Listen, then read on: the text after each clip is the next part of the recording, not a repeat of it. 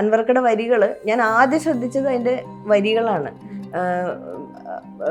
ഞാൻ ആ വരി ഇങ്ങനെ കിട്ടിയപ്പോൾ നമുക്കിങ്ങനെ നാവിൽ പറയാൻ കൊതിക്കുന്ന പോലത്തെ ചില സ്ട്രക്ചർ ഉണ്ടല്ലോ, അങ്ങനെയാ അൻവർക്കയുടെ വരി അതിലുണ്ടായിരുന്നത്. അപ്പം അതിൻ്റെ ഒരു ഭയങ്കര എക്സൈറ്റ്മെൻ്റ് ഒക്കെ ഉണ്ടായിരുന്നു.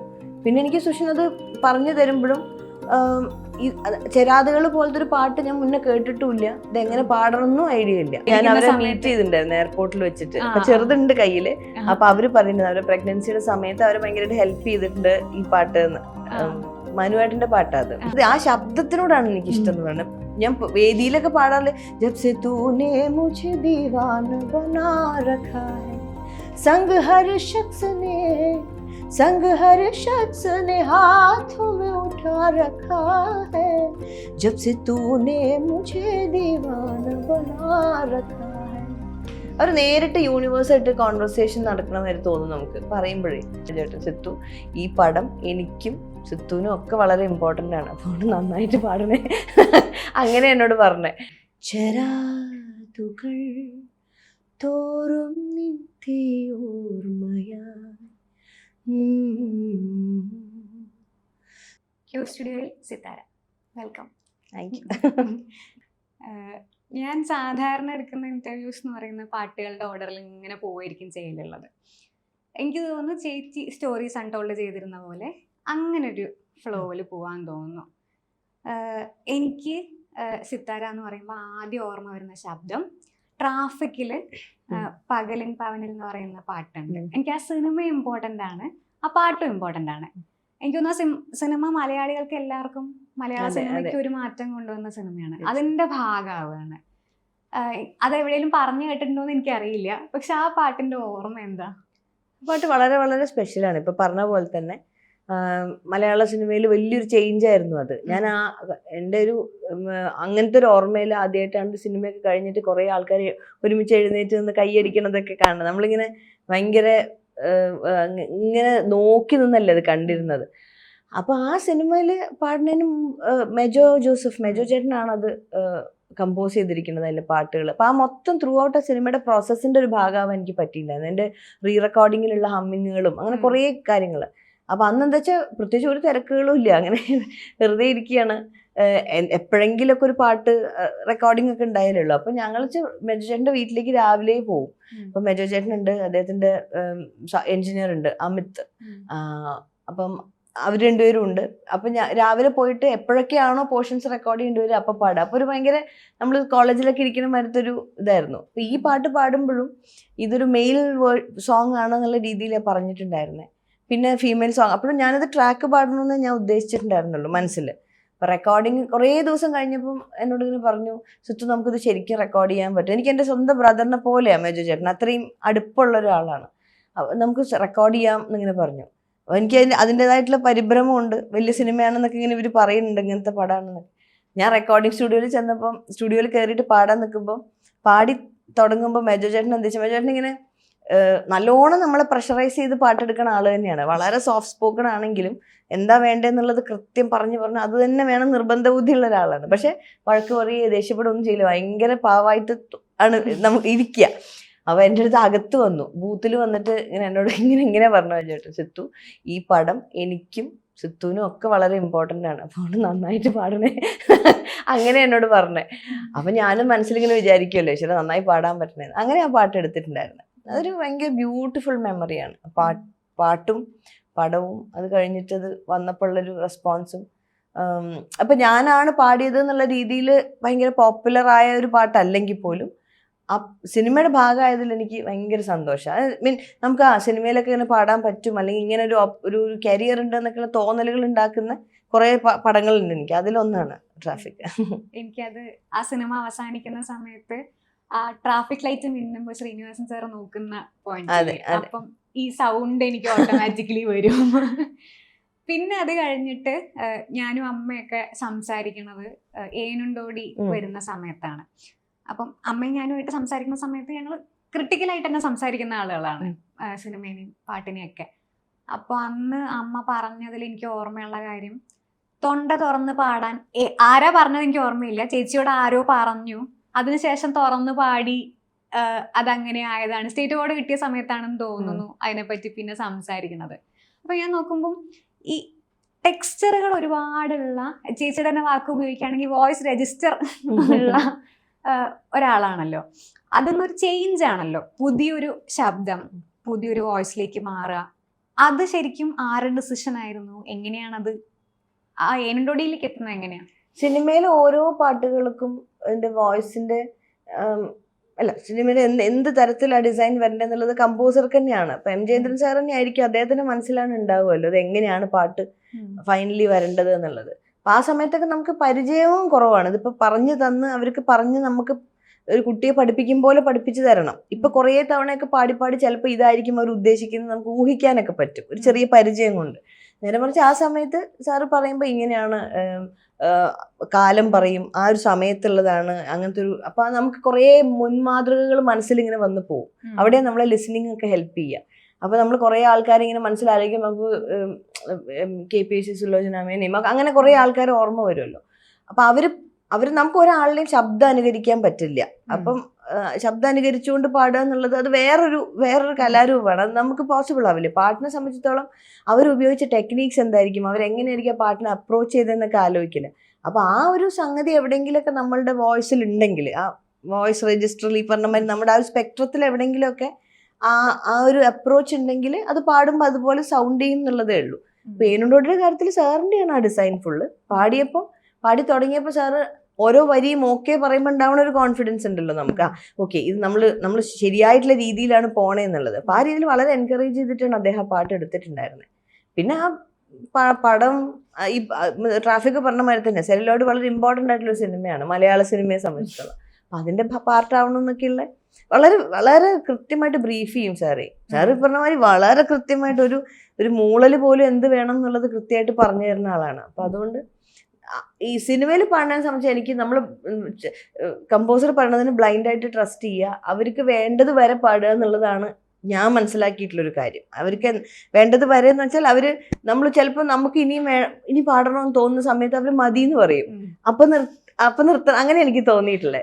പലരെയും ഞാൻ ശ്രദ്ധിച്ചിട്ടുണ്ട്. നമുക്ക് ഇങ്ങനെ തന്നെയാണോ ഒന്നുകൂടി പാടണമെന്ന് തോന്നുമ്പോൾ അവരൊരല്ലേ വേണ്ട, ഇതാണ് വേണ്ടതെന്ന് പറഞ്ഞാൽ അവർക്കറിയാം. അപ്പൊ അത് നമ്മൾ എത്ര ശതമാനം കറക്റ്റായിട്ട് കമ്മ്യൂണിക്കേറ്റഡ് ആവണമെന്നുള്ളതാണ്. അവർ പറയുന്ന കാര്യങ്ങൾ, അവരുടെ മനസ്സിലുള്ള കാര്യങ്ങൾ. ചില കമ്പോസേഴ്സ് ഭയങ്കരമായിട്ട് പാടുന്ന ആൾക്കാരായിരിക്കില്ല. ചിലപ്പോൾ അവർ ഇൻസ്ട്രുമെന്റ്സ് വായിച്ചു തരുന്ന ആളുകളായിരിക്കും. ചില ആളുകൾ ഐഡിയാസ് ആയിരിക്കും പറഞ്ഞു തരിക. മ്യൂസിക്കലായിട്ട് ഇങ്ങനെ വിശദമായി പാടിയിട്ടായിരിക്കില്ല, പക്ഷെ അവർക്ക് കൃത്യം അറിയാം. അപ്പൊ അത് എത്ര ശതമാനം നമുക്ക് കമ്മ്യൂണിക്കേറ്റ് ആവണമെന്നുള്ളതനുസരിച്ചിട്ട് എളുപ്പത്തിൽ അത് കഴിയും. ഇല്ലെങ്കിൽ നമ്മളും ഇങ്ങനെ പിന്നെയും കുറേ തവണ ചെയ്യേണ്ടി വരും. ഏനുണ്ടോടിയാ? ഏനുണ്ടോടി അമ്പിളിച്ചന്തം, ഏനുണ്ടോടി താമരച്ചന്തം, ഏനുണ്ടോടി മാരിവിൽ ചന്തം, ഏനുണ്ടോടി മാമഴച്ചന്തം, കമ്മലിട്ടോ പൊട്ടു തൊട്ടോ ഏനീതൊന്നും അറിഞ്ഞതേയില്ലേ പുന്നാര പൂങ്കുയിലേ.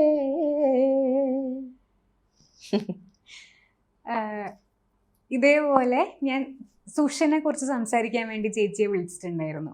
അപ്പൊ ഞാൻ ഈ സമയത്ത് അന്ന് തന്നെ പറഞ്ഞിട്ടുണ്ട്, ചരാതുകൾ കേൾക്കുന്ന സമയത്ത് ചരാതുകൾ ഒരു താരാട്ടുപാട്ടാണ്, പക്ഷെ ആരും ഹസ്കി ആയിട്ടുള്ള വോയിസിൽ താരാട്ടുപാട്ടിനെ അത്ര കാലം അപ്രോച്ച് ചെയ്തിട്ടുണ്ടോ എന്ന് എനിക്ക് അറിഞ്ഞുകൂടാ. എൻ്റെ പരിമിതി ആയിരിക്കാം. പക്ഷെ അത് കേൾക്കുന്ന സമയത്ത് അത്രയും സൂത്തിങ് ആയിട്ട് തുറന്ന ശബ്ദത്തിൽ ഒരു പാട്ട് വരിക എന്ന് പറയുന്നത്, ഇത് ഞാൻ സുഷിനോട് ആവർത്തിച്ചിട്ടുള്ള കാര്യമാണ്. ഒരു അമ്മ ഉള്ള പോലെ, ഒരു പുതപ്പ് പൊതിയുന്ന പോലെ, അങ്ങനത്തെ ഒരു എന്താ പറയുക പാട്ടാണത് എനിക്ക്. അതിൻ്റെ റെക്കോർഡിങ് പെട്ടെന്നാണെന്ന് പറഞ്ഞിട്ടുണ്ട്.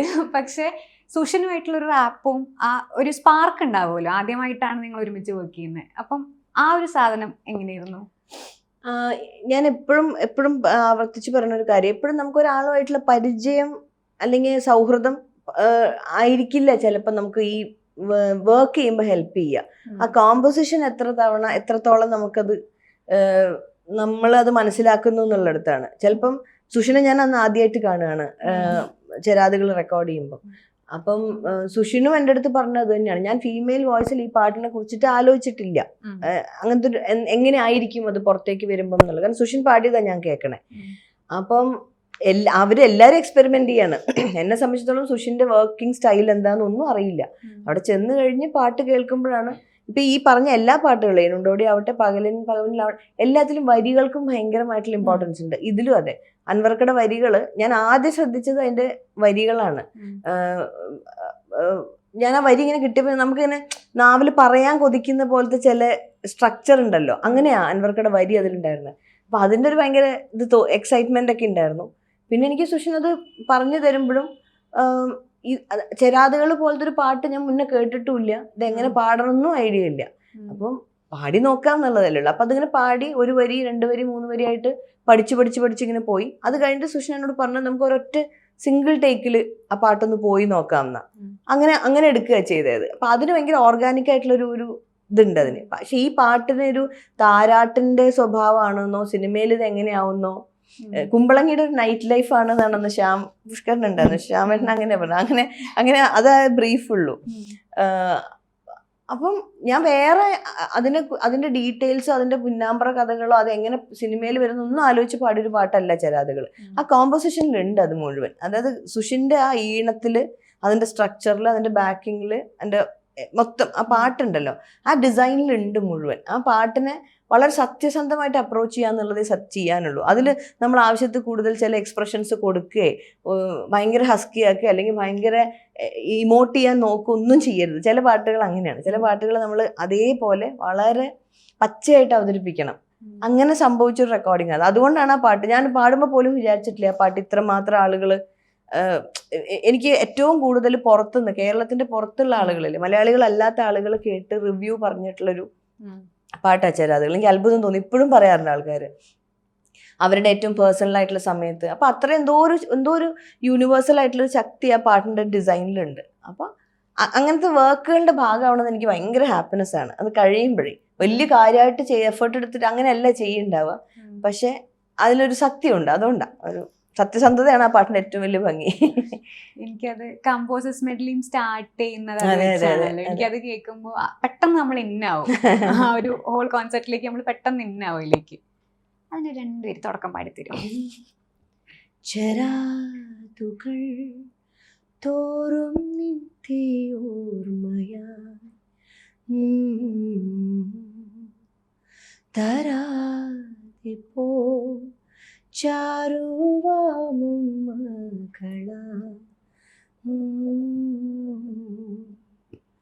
ചുഴലുന്നൂരി കുറ്റാക്കൂരിരുൾ കഴിയോളം ഞാനെരിയാം.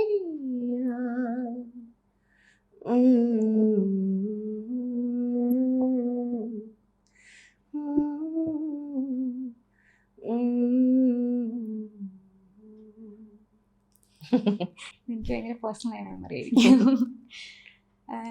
ഇതേപോലെ മാനത്തേമ്പിളി ഉണ്ട്. ഇപ്പം ചെരാതുകൾ പറയുന്ന പോലെ തന്നെ ഇത് രണ്ടും 2 തരത്തിലുള്ള ആളുകളുടെ പേഴ്സണൽ സ്പേസിലെ പാട്ടുകളാണ്. മാനത്തേമ്പിളി കുട്ടികളുടെ ഉള്ളിലുള്ള, എനിക്കറിയാം അത് കേട്ടാൽ സന്തോഷിക്കുന്ന കുഞ്ഞുങ്ങളെ. ചേച്ചി തന്നെ പറഞ്ഞു കേട്ടിട്ടുണ്ട്, ഒരു കുട്ടി പ്രഗ്നന്റ് ആയിട്ടുണ്ടായിരുന്നു എയർപോർട്ടിൽ വെച്ചിട്ട്. അപ്പൊ ചെറുതുണ്ട് കയ്യില്. അപ്പൊ അവര് പറയുന്നത് അവരുടെ പ്രഗ്നൻസിയുടെ സമയത്ത് അവര് ഭയങ്കരമായിട്ട് ഹെൽപ്പ് ചെയ്തിട്ടുണ്ട് ഈ പാട്ട് എന്ന്. മനുവേട്ടന്റെ പാട്ടാ അത്.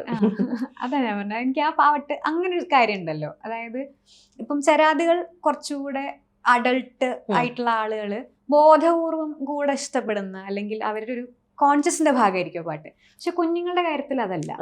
അവരിലേക്ക് അത് ഒഴുകി ചെല്ലുകയാണ്. അങ്ങനെ ഒരു തലമുറയിലേക്ക് ശബ്ദം എത്തുന്നു, ഞാൻ നാളെത്തുന്നു എന്നുള്ളൊരു കാര്യം ഉണ്ടാവുമല്ലോ. അതിനെങ്ങനെയാ നോക്കി കാണണേ? ഭയങ്കര രസകരമായിട്ടുള്ള ഒരു കാര്യല്ലേ. അവര് ആരാണെന്നോ എന്താണെന്നോ ഇതൊരു ഇപ്പൊ പറഞ്ഞ ഒരു കോൺഷ്യസ് എഫേർട്ടോ അല്ലെങ്കിൽ ഇപ്പൊ സംഭവിക്കുന്നതിനെ ഫോളോ ചെയ്യണം എന്നുള്ളൊരു എഫേർട്ടൊന്നും അവർക്കില്ല. അവരെ സംബന്ധിച്ചോളം കേൾക്കുന്നു, അത് ഇഷ്ടമാണെങ്കിൽ ഇഷ്ടാവുക, ഇല്ലെങ്കിൽ അത് റിജക്റ്റ് ചെയ്യാന്ന് പറഞ്ഞ സാധനം പോലും ഇല്ല അവർക്ക്. അവര് ആലോചനയിലേക്ക് അത് കയറുക പോലും ഇല്ല. അപ്പൊ അങ്ങനെ ചില ശബ്ദങ്ങളോ ചില പാട്ടുകളൊക്കെ ഉള്ളതിൽ ഒരു പാട്ടാണ് ഈ മാനത്തേമ്പിളി. മാനത്തേമ്പിളി ഇഷ്ടമുള്ള കുറേ കുട്ടികളെ എനിക്കറിയാം. എനിക്ക് സത്യം പറഞ്ഞാണ്ടല്ലോ ഈ പാട്ടുകൾ ആളുകൾ ഇഷ്ടപ്പെടുന്നതിന്റെ ഒരു റീസൺ ഒക്കെ ഇല്ലേ, അതൊക്കെ ഭയങ്കര ഡീപ്പർ ആയിട്ടുള്ള ഡിസ്കഷന് വെക്കേണ്ട കാര്യങ്ങളാ തോന്നുന്നത്. നമുക്ക് ആ മാനത്തേമ്പിളി പോലൊരു പാട്ടുണ്ടാക്കിയത് ഇഷ്ടപ്പെട്ടോളം എന്നില്ല അല്ലേ, ചെരാതുകൾ പോലൊരു പാട്ടുണ്ടാക്കിയല്ല, അല്ലെങ്കിൽ നമ്മുടെ മുമ്പിൽ ഹിറ്റുകൾ എന്നുള്ള അർത്ഥത്തിൽ പറയാൻ എത്രയോ പാട്ട് ആ ഫോർമാറ്റ് ഫോളോ ചെയ്താലൊന്നും അങ്ങനെ ഇഷ്ടപ്പെട്ടോളന്നില്ല. വേറെന്തോ ഒരു ഈ കെമിക്കൽ റിയാക്ഷൻ നടക്കുന്നുണ്ട് ബ്രെയിനില്, അത്രേ പറയാൻ പറ്റില്ല. അങ്ങനെയാണ് ആ സമയത്ത്. അതിപ്പോ കുട്ടികള് ജനിച്ച ഉടനെയുള്ള അങ്ങനത്തെ കുട്ടികൾ ഒരു അറ്റൻഷൻ കൊടുക്കുന്നുണ്ട് ആ പാട്ടിന്. അതും ഈ പറഞ്ഞ മാതിരി മനുവേട്ടൻ്റെ ആണ് ആ പാട്ട്. മനുവേട്ടൻ്റെ പേഴ്സണൽ ലൈഫിൽ നിന്നും ഒക്കെ ഒരുപാട് എനർജി ഉണ്ടായിരിക്കണം ആ പാട്ടില്. അതുകൊണ്ടായിരിക്കണം ആ പറഞ്ഞ മാതിരി അതിൽ സത്യസന്ധമായിട്ടുള്ളൊരു എഫേർട്ട് ഉള്ളതുകൊണ്ടായിരിക്കണം. ഒരു വേറെ ഒന്നുമില്ല ആ പാട്ടിന്. എന്താ ഇപ്പൊ പറയാനുള്ള, കുറെ സംഗതികൾ പാടിയിട്ടോ അല്ലെങ്കിൽ ഓർക്കസ്ട്രേഷനിൽ ഭയങ്കരമായിട്ട് അങ്ങനെ ഒന്നുമല്ല. വളരെ സിമ്പിൾ ആൻഡ് സ്ട്രെയിറ്റ് ഫോർവേഡ് ആയിട്ടുള്ള അതിന്റെ വരികളാണെങ്കിലും. ഇപ്പൊ ഞാനൊരു അമ്മയുടെ പോയിന്റ് ഓഫ് വ്യൂവിൽ നിന്ന് പറഞ്ഞാലും കുട്ടിക്ക് കേൾക്കുമ്പോഴാണെങ്കിലും സായുവിന്റെ വോയിസ് ഉണ്ട് അതിനകത്ത് ആ പാട്ടില്, അവള് സംസാരിക്കുന്ന മാതിരി. അപ്പൊ പലർക്കും ഇത് പല രീതിയിൽ റിലേറ്റ് ആവുന്നുണ്ട്.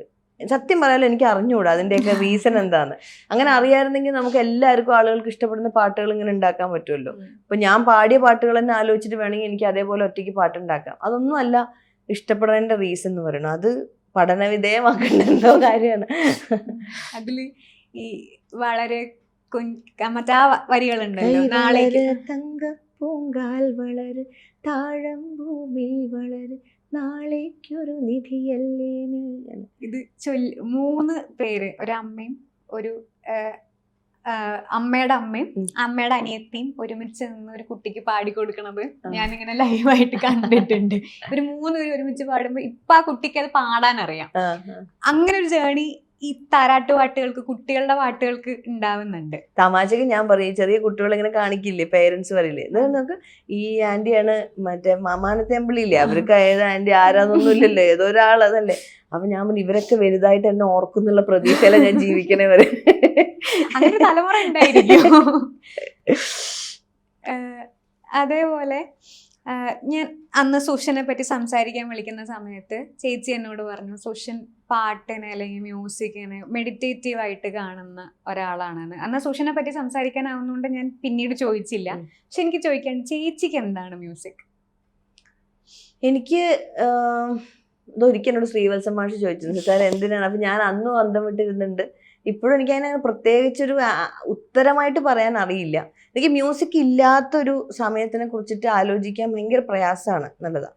അതായത് അതല്ലാണ്ട് എങ്ങനെ ആയിരിക്കും എന്നുള്ളത് ഇപ്പം എനിക്ക് സങ്കല്പിക്കാൻ വലിയ ബുദ്ധിമുട്ടാണ്. അത് പാട്ട് പാടണം എന്നുള്ളതല്ല, പാട്ട് കേൾക്കുകയോ പാട്ടുണ്ടാക്കുകയോ അല്ലെങ്കിൽ പാട്ടുകാരായിട്ട് കൂടെ ഇരിക്കുകയോ അല്ലെങ്കിൽ സംഗീതം മ്യൂസിക് ഉള്ള ആളുകളുടെ ഒരു അങ്ങനത്തെ ഒരു ചുറ്റുപാട് മാത്രമല്ലേ എനിക്കുള്ളൂ ഇപ്പം പ്രധാനമായിട്ടും. അപ്പൊ അതല്ലാണ്ട് ഇത് എങ്ങനെയാവുന്നുള്ളത് സങ്കല്പിക്കൽ വലിയ പ്രയാസമാണ്. അത് ആലോചിക്കുമ്പോൾ തന്നെ എനിക്ക് ഉള്ളിലൊരു സ്ട്രെസ്സൊക്കെ വരും, എങ്ങനെ ആയിരിക്കും എന്നുള്ളത്. നമുക്കൊന്നും അറിയില്ലല്ലോ എങ്ങനെയൊക്കെയാണ് ലൈഫ് ഇങ്ങനെ മുന്നോട്ട് പോകണമെന്നില്ല. അപ്പൊ അതിൻ്റെ ഇടയിൽ മ്യൂസിക് ഇല്ലാണ്ട്, പക്ഷെ എന്തവസ്ഥയിലാണെങ്കിലും മ്യൂസിക് കൂടെ ഉണ്ടാവും തന്നെ ഞാൻ വിചാരിക്കണേ. കേൾക്കലാണ് എൻ്റെ ഏറ്റവും വലിയ ഇഷ്ടം എന്ന് പറയുന്നത്, പാട്ട് കേൾക്കുക എന്നുള്ളത്. പലതരം പാട്ട് കേൾക്കുക, പലതരം ഫെസ്റ്റിവലുകൾക്ക് പോവുക. ഇപ്പൊ നമ്മള് എന്നെ ഏറ്റവും കൂടുതൽ സഹായിച്ചിട്ടുള്ള, എല്ലാ അർത്ഥത്തിലും സഹായിച്ചിട്ടുള്ളത് പാട്ട് തന്നെ. ഇപ്പൊ ഞാൻ വെറുതെ കാഷ്വലായിട്ട് പാട്ട് കേട്ടോണ്ട് നടക്കുന്ന ആളൊന്നുമല്ല, വണ്ടിയിൽ പാട്ട് വെക്കുക അങ്ങനത്തെ ആളൊന്നുമല്ല. പക്ഷെ ഈ കൂടുതൽ പാട്ടുകൾ കേൾക്കില്ലേ നമ്മൾ പുറത്തൊക്കെ പോയിട്ട് വേറെ മ്യൂസിഷ്യൻസിന്റെ അല്ലെങ്കിൽ ഫെസ്റ്റിവൽസിനൊക്കെ പോകുമ്പോൾ എന്താ വെച്ചാൽ നമ്മുടെ ഈ ഇതില്ലേ ഇപ്പൊ നമ്മൾ വിചാരം അവനവൻ വിചാരം അവനവനെ അത് ഭയങ്കരമായിട്ട് അങ്ങ് കുറയും. പ്രായവും കൂടുന്തോറും നമുക്കിങ്ങനെ, കാരണം ഇതിങ്ങനെ പരന്ന് കിടക്കുകയാണല്ലോ. അതിനിടയിൽ എനിക്ക് കാണലും കേൾക്കലും ഇപ്പം ഏറ്റവും ഇഷ്ടം. അത് പെർഫോം ചെയ്യുന്നതിനേക്കാൾ കൂടുതൽ അതിന്റെ ഹൈയും അതിന്റെ രസമൊക്കെ അവിടെ ഉണ്ട്. പക്ഷെ ഇത് പോയി കാണാന്ന് പറയുന്നതിന്റെ ഒരു എക്സൈറ്റ്മെന്റ് എനിക്ക് ഭയങ്കര കൂടുതലാണ്. അപ്പം മ്യൂസിക് എന്ന് പറഞ്ഞാൽ ഒക്കെയാണ്. ചേച്ചിക്ക് ഇങ്ങനെ കാണണം അല്ലെങ്കിൽ കണ്ടിട്ടുള്ള ആളുകൾ കേൾക്കണം എന്നൊക്കെ തോന്നുന്ന തരത്തിലുള്ള പെർഫോമൻസുകളും പാട്ടുകളും ഒരു 5 എണ്ണം പറയാൻ പറഞ്ഞാല് ഭയങ്കര പ്രയാസമായിരിക്കും. ഓരോ തവണ ഞാൻ കേൾക്കാത്ത, ഇതുവരെ ഇൻട്രൊഡ്യൂസ്ഡ് ആവാത്ത പല ആർട്ടിസ്റ്റുകളെയും ഞാൻ ആദ്യമായിട്ട് ലൈവായിട്ട് അങ്ങനെ കേട്ടിട്ടുണ്ട്. ഇന്റർനാഷണൽ ബാൻഡുകളൊക്കെ വരുന്ന സമയത്ത് പലപ്പോഴും എൻ്റെ കൂടെയുള്ള വർക്ക് ചെയ്യുന്നവരായിരിക്കും അവരെനിക്ക് പരിചയപ്പെടുത്തിയിട്ടുണ്ടാവും അവരുടെ പാട്ടൊക്കെ. അപ്പം ഞാൻ ആദ്യമായിട്ട് വേദിയിലൊക്കെയാണ് അവരെ കാണുന്നത്, പിന്നെ തിരഞ്ഞു പിടിച്ചിട്ടാണ് അവരുടെ പാട്ടുകൾ കേൾക്കുക. അപ്പം അങ്ങനെ അത്ഭുതപ്പെടുത്തിയ കുറേ ആൾക്കാരുണ്ട്. പക്ഷെ ഇപ്പോഴും കുറേ നാളുകളായിട്ട് എപ്പോഴും കുറേ എൻ്റെ ചെറുപ്പം മുതലുള്ള സസ്റ്റെയിൻ ചെയ്യുന്ന ഇഷ്ടങ്ങൾ നമുക്ക് മാറി മാറി വരുമല്ലോ, നമ്മുടെ തോട്ട്സും ഒക്കെ. ആ ഒരു ഇപ്പോഴും വിട്ടുപോകാത്ത ഇഷ്ടം എനിക്ക് ആബിദ പർവീണിനെ കാണണം എന്നുള്ളത്, ആബിദാജിനെ കാണുക, അവരുടെ പാട്ട് നേരിട്ട് കേൾക്കുക എന്നുള്ളതാണ്. അതിലൊരു മാറ്റം ഉണ്ടായിട്ടില്ല. കുറേ കാലങ്ങളായിട്ട് ഞാൻ എന്നെ തന്നെ നോക്കുമ്പോൾ ഇല്ല, അതിലൊരു ചേഞ്ച് ഇല്ല. മറ്റേ പുതിയ പുതിയ ആഡ് ഓൺസ് കുറേ വന്നിട്ടുണ്ട്. അതിഷ്ടമാണ്, ഈ ഇഷ്ടമാണ്, ഈ ജോണർ ഇഷ്ടമാണ്, അതൊക്കെ കേട്ട് ഇതൊക്കെ ചില സമയത്ത് ഒന്നും അല്ലാണ്ട് വളരെ റൂട്ട്സിലേക്ക് പോയിട്ട് നമ്മൾ പണ്ട് കേട്ട പാട്ടുകളൊക്കെ കേൾക്കാൻ തോന്നും. അല്ലെങ്കിൽ ആ മ്യൂസിക് മാത്രം മതി, ഇനി ആ സൗണ്ടിങ് മതി എന്നൊക്കെ തീരുമാനിക്കും. പിന്നെ പിറ്റേ ദിവസം മാറും. പക്ഷെ ആബിദാജിനെ കാണാന്നുള്ളത് എൻ്റെ ഏറ്റവും വലിയ സ്വപ്നമാണ്.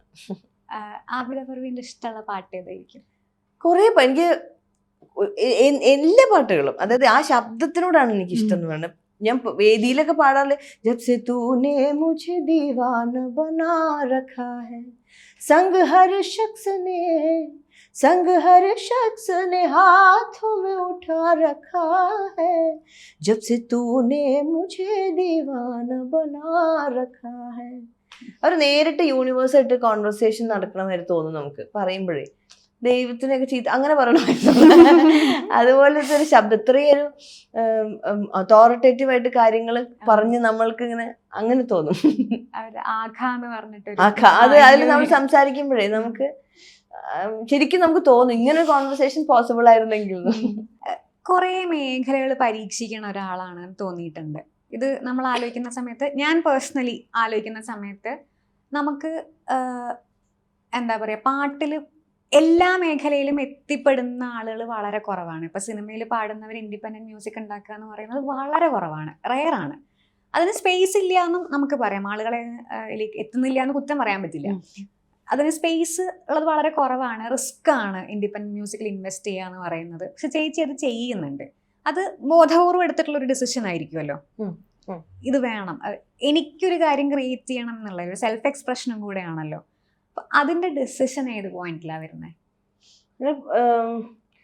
എല്ലാം ഇങ്ങനെ ഓരോരുത്തര ആഗ്രഹങ്ങളിൽ നിന്ന് ഉണ്ടാവുന്നതാണ്. ഇപ്പൊ ഈ നമ്മളിതിനെയൊക്കെ ഇങ്ങനെ ഓരോ പേരിട്ട് വിളിക്കുമ്പോഴുള്ള പ്രശ്നമാണ്. ഇപ്പം ഇവിടുത്തെ ഏറ്റവും പോപ്പുലർ മീഡിയം സിനിമ ആയതുകൊണ്ട് സിനിമാ സംഗീതത്തിന് അത്രയും പ്രധാനപ്പെട്ട ഒരു പങ്കുണ്ട് ഇവിടെ. ഇതിന്റെ നമ്മുടെ എന്താ പറയാ, ഈ എന്റർടൈൻമെന്റിന്റെ ചരിത്രം എടുത്താൽ തന്നെ വലിയ പ്രധാനപ്പെട്ട ഒരു റോളുണ്ട്. എനിക്ക് തോന്നുന്നു പണ്ട് കാലത്തൊക്കെ എങ്ങനെയായിരിക്കും, അവനവന്റെ തരം മ്യൂസിക് പ്രാക്ടീസ് ചെയ്തിരുന്നത് സിനിമയിലേക്ക് ഹയർ ചെയ്യായിരിക്കുമല്ലോ ചെയ്യുക. ഇതിന്റെ ഒരു തുടക്ക സമയം അങ്ങനെ ആയിരിക്കുമല്ലോ. കാരണം ക്ലാസിക്കൽ മ്യൂസിക് പ്രാക്ടീസ് ചെയ്യണവരുണ്ടാവും. അതല്ലാണ്ട് ക്ലാസിക്കൽ മ്യൂസിക് വേദിയിൽ അവതരിപ്പിക്കാൻ അവകാശമില്ലാത്ത ആളുകളും ഒക്കെ ഉണ്ട്. നമുക്കിവിടെ ചരിത്രം പരിശോധിക്കുമ്പോൾ അങ്ങനെ കുറേ കാര്യങ്ങൾ ഡിസ്കസ് ചെയ്യേണ്ടി വരും. അപ്പൊ അവരവരെല്ലാ ആളുകളും അവനവന്റെ എക്സ്പ്രസ് ചെയ്തിട്ടുണ്ടാവുമല്ലോ മ്യൂസിക്കലായിട്ട്.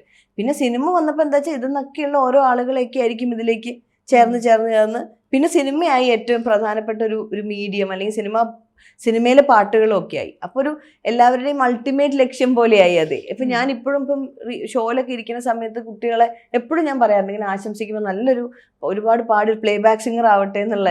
പക്ഷെ എനിക്ക് തോന്നുന്നില്ല ഇപ്പോഴത്തെ കുട്ടികൾ ആരും അങ്ങനെ പ്ലേ ബാക്ക് സിംഗിങ് ആണ് അവരുടെ ഒരു അൾട്ടിമേറ്റ് ലക്ഷ്യം എന്ന് വെക്കുന്നില്ല. കാരണം ആ ഒരു സമയവും മാറി. അതൊരു സൈക്കിൾ പോലെ ഇങ്ങനെ തിരിച്ചു വന്നിട്ടുണ്ട്. ഇപ്പൊ പിന്നെ അവനവന്റെ മ്യൂസിക്കുമായിട്ട് മുന്നോട്ട് പോകുന്നു. അതിൽ വേണ്ടവരെ സിനിമയിലേക്ക് ആവശ്യത്തിനനുസരിച്ച് ഹയർ ചെയ്യണം. അതാണ് ശരിക്കും വേണ്ടേ. അല്ലെങ്കിൽ എന്താ വെച്ചാൽ ഫുൾ പ്ലേ ബാക്ക് സിംഗിങ് മാത്രമാണ് ഒരു കരിയർ എന്ന് വിചാരിക്കും ഇപ്പം. അങ്ങനെയാണെങ്കിൽ നമുക്ക് അത്തരത്തിലുള്ള സിനിമകളല്ല, അങ്ങനെ അത്തരം എണ്ണം പാട്ടുകളല്ല, ഒരു കരിയർ ഓപ്ഷൻ എന്നുള്ള രീതിയിൽ തന്നെ അത് വെക്കാം. എനിക്കങ്ങനെ സംസാരിക്കുന്ന ഇഷ്ടമല്ല ആക്ച്വലി. പക്ഷെ മേജർ ആൾക്കാരും ഡിസ്കസ് ചെയ്യുക അങ്ങനെയാണല്ലോ. സിനിമ പാട്ടുകൾ മാത്രം വെച്ചിട്ട് നിങ്ങൾക്കൊരു വരുമാന മാർഗ്ഗം ആവില്ല, അങ്ങനെയൊക്കെ വളരെ സീനിയർ ആയിട്ടുള്ള ആളുകൾ തന്നെ അങ്ങനെ പറഞ്ഞു കൊടുക്കാറുണ്ട് പുതിയ കുട്ടികൾക്ക്. പക്ഷെ അതിന്റെ പ്രോബ്ലം എന്താ വെച്ചാൽ അവിടെ മുഴുവൻ നമ്മളൊരു ആക്ടേഴ്സ് എന്ന് പറഞ്ഞാൽ വ്യത്യാസമുണ്ട്. ആക്ടിങ് എന്ന് പറഞ്ഞു കഴിഞ്ഞാൽ ആ സിനിമയിലെ കഥാപാത്രങ്ങൾ ചെയ്യാന്നുള്ള ആക്ടിങ് വേറെ തന്നെ ഒരു എന്താ പറയുക, ആ ഒരു സ്കിൽ സെറ്റുമായിട്ടാണ് അവർ വരണേ. പാട്ടിനെ സംബന്ധിച്ചിടത്തോളം സിനിമയിൽ പാടുമ്പോൾ ഇതിൽ ആക്ടിങ് തന്നെയാണല്ലോ നടക്കണേ. നമ്മൾ സിനിമയ്ക്ക് വേണ്ടിയിട്ട്, സിനിമയിലെ കഥാപാത്രങ്ങൾക്ക് വേണ്ടിയിട്ടൊക്കെയാണ് പാടുന്നത്. അതിനകത്ത് എവിടേക്കോ ഉള്ളിലൊരു മ്യൂസിഷ്യൻ കിടക്കുന്നുണ്ടാവുമല്ലോ എല്ലാവർക്കും. അതിനെ എക്സ്പ്രസ് ചെയ്യണ്ടേ എപ്പോഴെങ്കിലും. അപ്പോൾ ഒരു ഫുൾ ലൈഫ് ടൈം നമ്മളിങ്ങനെ അത് എക്സ്പ്രസ് ചെയ്യാണ്ട് ഇരിക്കാൻ പറ്റുമോ എന്നുള്ളത് എനിക്ക് സംശയമാണ്. നമുക്ക് എവിടെയെങ്കിലുമൊക്കെ നമുക്ക് എല്ലാ ആളുകൾക്കും അവനവൻ്റെതായിട്ടുള്ള ഒരു ഈണം അവനവൻ എക്സ്പ്രസ് ചെയ്യാൻ. ഇപ്പോൾ ക്ലാസിക്കൽ മ്യൂസിക്കിലൊക്കെ വ്യത്യാസമുണ്ട്. എപ്പോഴും നമ്മൾ പഠിച്ചു വെച്ചതിനെ, പ്രാക്ടീസ് ചെയ്ത് വെച്ചതിനെ, തോട്ട്സിനെയൊക്കെ വളരെ സ്പോണ്ടേനിയസ് ആയിട്ട് അവതരിപ്പിക്കുകയാണ്. അങ്ങനെ ഒരു സ്പേസ് അല്ല സിനിമയിലുള്ളത്. വളരെ റെസ്ട്രിക്റ്റഡ് ആയിട്ടുള്ള മൈൻഡ് സ്പേസും റെസ്ട്രിക്റ്റഡ് ആണ്, സ്പേസും റെസ്ട്രിക്റ്റഡ് ആണ്. ഒരു സ്റ്റുഡിയോൻ്റെ ഉള്ളിൽ നിന്നിട്ട് പല ആളുകളുടെ ആലോചനകളെ ഒരു 5 മിനിറ്റിലാക്കിയിട്ടാണല്ലോ ഈ പാടണേ. അപ്പൊ എന്തോരം കാര്യങ്ങൾ എലിമിനേറ്റ് ചെയ്തിട്ടുണ്ടാവും കുറെ ആളുകളെ. അവനവന് പറയാനുള്ളതും പാടാനുള്ളതുമായിട്ടുള്ള ഒരുപാട് കാര്യങ്ങൾ വേണ്ടാന്ന് വെച്ചിട്ടുണ്ടാവുമല്ലോ. അപ്പൊ അത് ഇപ്പോഴത്തെ കുട്ടികളെല്ലാവരും വളരെ ഓർഗാനിക് ആയിട്ട് തന്നെ തിരിച്ചു പിടിക്കുന്നുണ്ട്. അവർക്ക് വെറുതെ ഒന്ന് ഗിറ്റാർ സ്ട്രം ചെയ്ത് പാടാനും ഒക്കെ ഭയങ്കര ഇഷ്ടമാണ്. അതിന് എത്ര സീരിയസ് ആയിട്ടുള്ള അപ്രോച്ച് എന്ന് പറഞ്ഞു കഴിഞ്ഞാൽ ഇതാണ് അവരുടെ ശരി. അപ്പം ഇതിന്റെ ഇടയിൽ എവിടെയാണ് ഞങ്ങളെ പോലെ കുറെ ആൾക്കാർ പെട്ടിട്ടുള്ളത്. അതായത് ഞങ്ങളുടെ അണ്ടർസ്റ്റാൻഡിങ് ഒക്കെ ചെറുപ്പകാലം മുതലുള്ളത് ഞങ്ങളുടെ റിയാലിറ്റി ഷോന്റെ പരിചയത്തിൽ നിന്നും വേറെ പാട്ടുകൾ കേട്ട് പഠിച്ച് അതേപോലെ പാടി അവതരിപ്പിക്കുമ്പോഴാണ് നമുക്ക് മാർക്ക് കിട്ടിയിരുന്നത്. അപ്പൊ ആ ഒരു അണ്ടർസ്റ്റാൻഡിങ്ങിൽ നിന്ന് വന്നിട്ട് നമ്മുടെ ഉള്ളിൽ എവിടെ ഈ സാധനം കിടക്കുന്നുണ്ടോ, എന്തൊക്കെയൊക്കെ ഒറ്റയ്ക്ക് ചെയ്യണം എന്ന് ആഗ്രഹമുണ്ട്. അപ്പൊ ഈ ഒരു കോൺഫ്ലിക്റ്റ് കൂടെ ഒക്കെ കടന്നു വന്നിട്ടുള്ള ഒരു കൂട്ടം ആളുകളിൽ ഒരാളാണ് ഞാനും. അതിൽ ഒരുപാട് പേര് ഇപ്പൊ ജോബ് ഉണ്ട്, സൂരജ് ഉണ്ട്, ഗൗരി, ജോത്സ്ന, അങ്ങനെ എല്ലാവരും അവരുടെ ഇൻഡിപെൻഡന്റ് ആയിട്ടുള്ള പാട്ടുകൾ പുറത്തേക്ക് കൊണ്ടുവരാം. അപ്പൊ ആ ഒരു ഭാഗ്യവശാൽ ആ സ്പേസിൽ പെട്ടുപോയതുകൊണ്ടും ഞാനൊരിത്തിരി എൻ്റെ ജനറേഷനിലെ ആൾക്കാരെ ഒരിത്തിരി വൈകിട്ടാണ് പാടി തുടങ്ങിയത്. അപ്പോഴേക്കും ഇൻഡിപെൻഡന്റ് മ്യൂസിക്കിന് കുറച്ചും കൂടി ഒരു എന്താ പറയാ ഫെയർ എമൗണ്ട് ഓഫ് ആൾക്കാർ കേൾക്കാനും ഒക്കെ ഉണ്ട്. അപ്പം സിനിമയിലുള്ള ആ പാട്ടുകളിൽ നിന്ന് കിട്ടുന്ന എന്തോ ആവട്ടെ, അതിനുള്ള ഫെയിം ആവട്ടെ, വരുമാനം ആവട്ടെ, അതിനൊക്കെ കൊണ്ടുപോയിട്ട് ഇവിടെ ഇൻവെസ്റ്റ് ചെയ്ത് കഴിഞ്ഞാൽ സമാധാനം ഒക്കെ എല്ലാവരും ബാലൻസ് കിട്ടും തോന്നുന്നു. ഇപ്പൊ അതിന് പറ്റുന്നുണ്ട്. ഇപ്പൊ കുറെ ഈസിയാണ്. നമ്മളൊരാളെ കാത്തു നിൽക്കണ്ട നമ്മുടെ ഒരു പാട്ട് പുറത്തിറക്കാൻ വേണ്ടിയിട്ട്. വെറുതെ പാടി ഇട്ടാൽ പോലും അതൊരു കണ്ടന്റ് ആണ്, അത് ആളുകൾ കാണുകയാണ്. കേൾക്കേണ്ടവർക്ക് കേൾക്കാം, വേണ്ടാത്തവർക്ക് ഇത് വേണ്ടാന്ന് വെക്കാം. അങ്ങനെ അപ്പൊ അതൊരു മീഡിയത്തിന്റെ ഒന്നും ആവശ്യമില്ലാണ്ട് തന്നെ ആളുകളിലേക്ക് എത്താനുള്ള ഒരു എളുപ്പമുള്ളൊരു സമയത്തിൽ ഭാഗ്യവശാൽ ഒരു സമയം വർക്ക് ചെയ്യാൻ പറ്റണമെന്നുള്ളതുകൊണ്ട് അത് കുറച്ചുകൂടി ഈസിയറാണ്. പിന്നെ അതൊരു ഡെലിബറേറ്റ് എഫേർട്ടാണോ ചോദിച്ചു കഴിഞ്ഞാൽ ഒരു തീരുമാനം എടുക്കേണ്ട ഒരു പോയിന്റിലാണല്ലോ നമ്മളൊരു തീരുമാനം മാറ്റുകയൊക്കെ ചെയ്യുക. അങ്ങനെയല്ല, ഞാനതിങ്ങനെ ഒരു ജേർണി പോലെ ഇങ്ങനെ കണ്ടിന്യൂ ചെയ്യാണ്, പറ്റണ പോലെ ചെയ്യുക. ഈ നമ്മൾ സ്വന്തം പാട്ടുകൾ എന്നൊക്കെ പറയുമ്പോൾ ഒരു കമ്പോസറുടെ ഒക്കെ ഒരു വലിപ്പം എന്ന് പറഞ്ഞാൽ ഭയങ്കര വലുതാണ്. കമ്പോസർ എന്ന് പറഞ്ഞ വാക്ക് വളരെ ഭാരമേറിയതാണ്. അങ്ങനെയൊന്നും എല്ലാവരെയും വിളിക്കാൻ പറ്റില്ല. അതിന് നമുക്ക് ടെക്നിക്കലി മ്യൂസിക്കലി ഒക്കെ ഭയങ്കര ഡീപ്പായിട്ടുള്ള നോളജും അങ്ങനത്തെ കുറേ കാര്യങ്ങൾ വേണം. നേരെ മറിച്ച് നമ്മളൊക്കെ ഉണ്ടാക്കുന്നത് എന്താ വെച്ചാൽ നമ്മുടെ ആഗ്രഹപ്പാട്ടുകൾ പുറത്തേക്ക് വരുന്നതാണ്. ആ പാട്ടുകൾ എവിടേക്കോ ഒക്കെ കണക്ട് ചെയ്യുന്ന കുറച്ച് പേരുണ്ടാവുമായിരിക്കും. ആ എമൗണ്ട് ആ അത്രയും പേരും വളരെ പ്രധാനപ്പെട്ടതാണ്. അപ്പൊ ലൈക്ക് മൈൻഡഡ് ആയിട്ടുള്ള ഇത്തിരി പേര് മതിയല്ലോ, അല്ലെങ്കിൽ നമുക്ക് കേൾക്കാലോ.